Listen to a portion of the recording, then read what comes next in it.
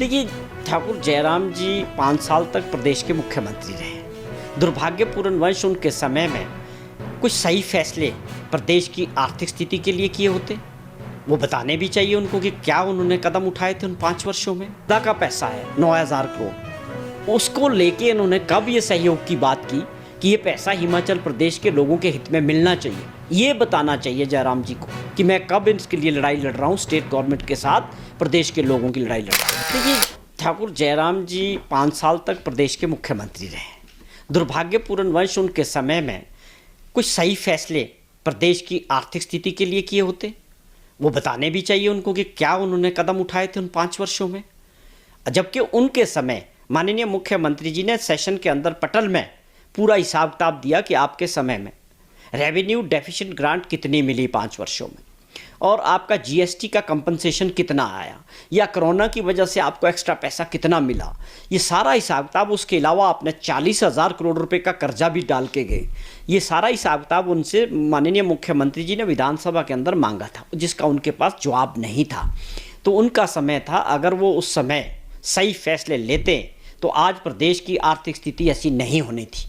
तो ये उनको पूछने का अधिकार नहीं है उनके पास, तो वही नहीं बता पाएंगे कि उन्होंने किस तरह से प्रदेश की जो थोड़ी अच्छे पैसे उनको उसके मिले थे। आज आप समझे कि 11,500 करोड़ रुपया रेवेन्यू डेफिशिएंट ग्रांट उनको पहले वर्ष मिली, दूसरे वर्ष 10,500 करोड़, फिर 8500 करोड़, फिर 6500 करोड़। अब आप समझें कि हमारे टाइम में वही ग्रांट 3200 करोड़ रहेगी, और जो कंपनसेशन था जीएसटी का वो ख़त्म हो गया। और जीएसटी लगने के बाद हिमाचल प्रदेश को बहुत लॉस हुआ है। जो वैट था हमारा वो ख़त्म होने की वजह से जीएसटी में हमारा जो शेयर है बहुत कम है, क्योंकि हम प्रोड्यूस तो करते, कंज्यूमिंग स्टेट नहीं है। तो ये आर्थिक स्थिति इस वजह से इनको ये पूछना चाहिए विपक्ष के लोगों को कि आप स्टेटमेंट तो ज़रूर देते हैं, आप अपने कौन से प्रयास से, आपके क्या विपक्ष के नेता होना, मेंबर ऑफ पार्लियामेंट जिनके हैं, कौन से प्रयास कर रहे हैं हिमाचल प्रदेश के लोगों की मदद के लिए, कौन सा ये स्पेशल पैकेज मांग रहे हैं भारत सरकार से, जो हमारा भारत सरकार की तरफ है। आप समझे जो आपदा का पैसा है 9,000 करोड़, उसको लेके इन्होंने कब ये सहयोग की बात की कि ये पैसा हिमाचल प्रदेश के लोगों के हित में मिलना चाहिए, ये बताना चाहिए जयराम जी को कि मैं कब इसके लिए लड़ाई लड़ रहा हूँ, स्टेट गवर्नमेंट के साथ प्रदेश के लोगों की लड़ाई लड़ रहा हूँ। ओपीएस का 9200 करोड़ रुपया वो हमारा भारत सरकार के पास फंसा है। इनको ये बताना चाहिए कि हमने ये लड़ाई सरकार के साथ मिल के लड़ेंगे, क्योंकि ये प्रदेश के लोगों का हित है। लेकिन ऐसा कुछ नहीं हुआ।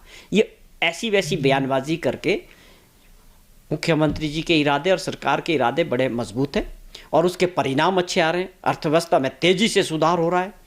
शराब के ठेकों में पहले वर्ष में 500 करोड़ रुपए से ऊपर का रेवेन्यू जनरेट किया।